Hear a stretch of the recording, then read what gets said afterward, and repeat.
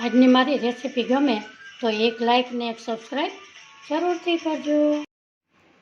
હાલો, જય શ્રી કૃષ્ણ. મારા કિચનમાં આપણું હાર્દિક સ્વાગત છે. સૌ પ્રથમ આપણે એક વાટકો ચોખા લેશું. એને 2 પાણીએ ધોઈ અને 2 કલાક પાણીમાં પલાળી રાખશું. એને આપણે ગરમ પાણીમાં પલાળશું એટલે જલ્દી સોફ્ટ બની જાય. અહીંયા મેં સરસ 2 પાણીએ ધોયેલા છે. એને આપણે હુંફાળા પાણી એમાં નાખી અને 2 કલાક એને પલાળવા દેશું. આપણા ચોખા પલળી જાય ત્યાં સુધીમાં આપણે એક ઢોકળા સાથે ખવાય એવી ટેસ્ટી ચટણી બનાવીશું. ચટણી માટે અહીંયા મેં મગફળીના દાણા લીધા, એક ટમેટું લીધું, સૂકા લાલ મરચાં લીધા, ધાણા લીધા અને લસણની 6-7 કળી લીધી છે. અહીંયા મેં ગેસ ઉપર એક પેન મૂકેલી છે. એમાં ઉમેરીશું 2 ચમચી તેલ. એમાં ઉમેરીશું આપણે મગફળીના દાણા. એને આવી રીતે આપણે શેકી લેશું.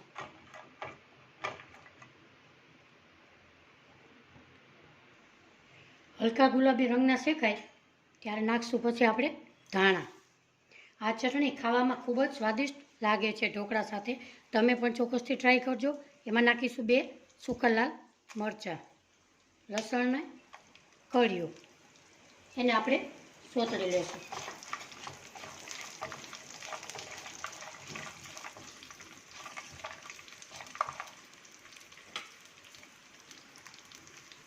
આપણે બધું અહીંયા શેકાઈ ગયું છે. હવે એક પ્લેટમાં આપણે આવી રીતે કાઢી લેશું.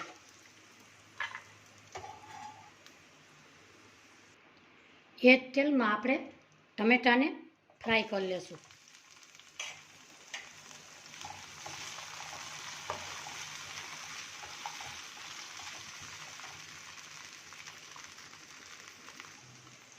આપણા ટમેટા અહીંયા એકદમ સરસ સતળાઈ ગયા છે.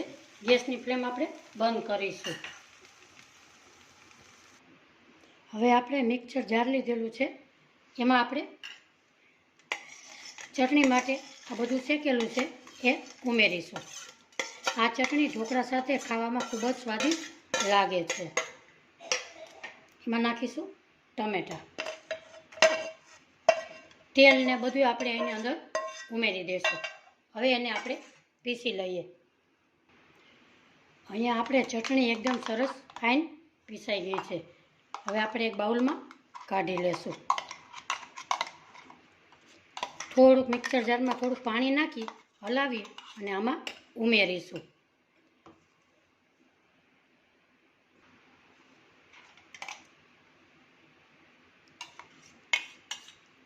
એમાં નાખીશું સ્વાદ પ્રમાણે મીઠું. હવે આપણે તડકા લગાવીશું. અહીંયા આપણે તેલ ગરમ કરેલું છે. એમાં નાખીશું રાઈ, મીઠો લીમડો ચટણીમાં ઉમેરી દઈશું. આપણી ચટણી સરસ ઢોકળા સાથે ખવાય એવી તૈયાર છે. આપણે અહીંયા 2 કલાક થઈ ગઈ છે. ચોખા પણ સરસ પલળી ગયા છે. એને મિક્સરની જારમાં ઉમેરીશું.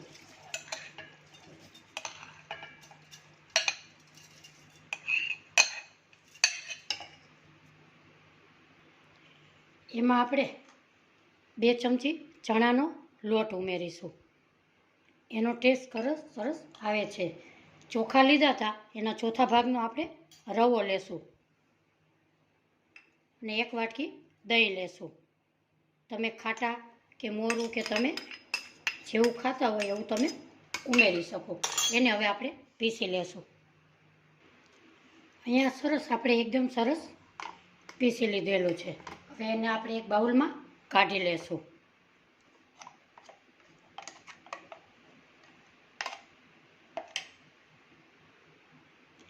આપણે બધું એક બાઉલમાં કાઢી લીધું છે.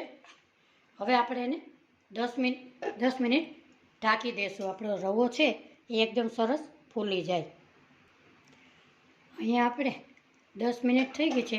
આપણો સોજી પણ એકદમ સરસ ફૂલાઈ ગયો છે. હવે એમાં નાખીશું આદુ મરચાં લસણની પેસ્ટ, સ્વાદ પ્રમાણે મીઠું,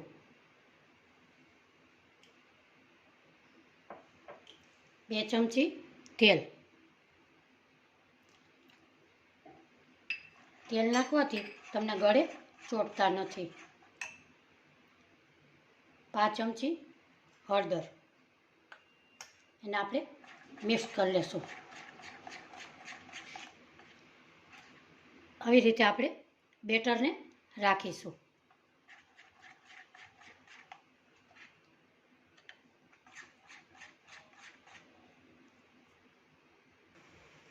એક ઢોકરિયાની પ્લેટ લીધી છે, એમાં આપણે તેલવાળું ગ્રીસ કરીશું.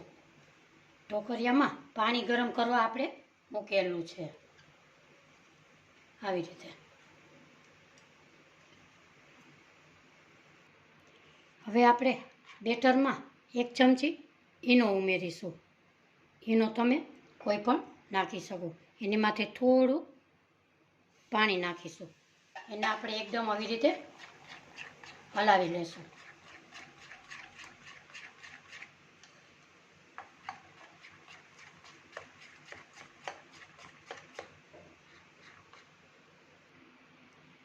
આને આપણે એક જ ડાયરેક્શનમાં ફેટવાનું છે. હવે આપણે એક થાળીમાં ઉમેરી દેશું.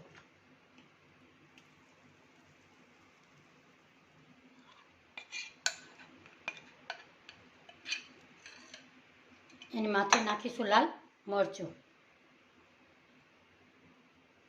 હવે આપણે ઢોકળિયામાં મૂકી દેશું. ઢોકળિયામાં પાણી આપણે 5 મિનિટ પહેલાં ગરમ કરવા થવા મૂકી દીધેલું હતું. હવે આપણે ઢાંકણ ઢાંકી દેશું. 10 થી 12 મિનિટ પકાવશું. આપણે અહીંયા 10 થી 12 મિનિટ થઈ ગઈ છે. આપણે હવે ઢોકળાને ચેક કરીશું.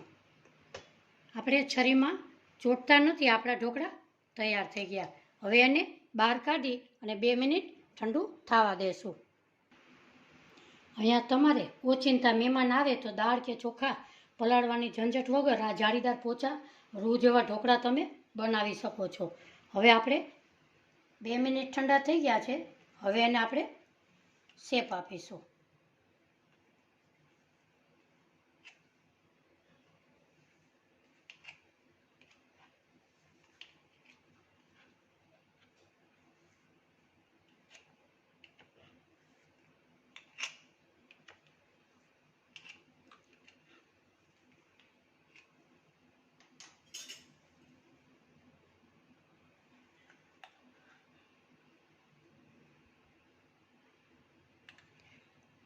જો તમને આજ મારી રેસીપી ગમે તો એક લાઇક ને એક સબસ્ક્રાઈબ જરૂરથી કરજો. બન્યા છે ને એકદમ પોચા રૂ જેવા. જો આજની મારી રેસીપી તમને ગમી હોય તો કોમેન્ટ બોક્સમાં જરૂરથી જણાવજો મારી આજની રેસીપી તમને કેવી લાગી. તમે કઈ રીતે બનાવો છો એ પણ જણાવજો. કયા શહેરમાંથી જુઓ છો એ પણ મને જણાવજો. એ જોઈને મને ખૂબ જ આનંદ થશે. ફરી મળીશું એક રેસીપી સાથે. ત્યાં સુધી મારા જય શ્રી કૃષ્ણ. આવજો.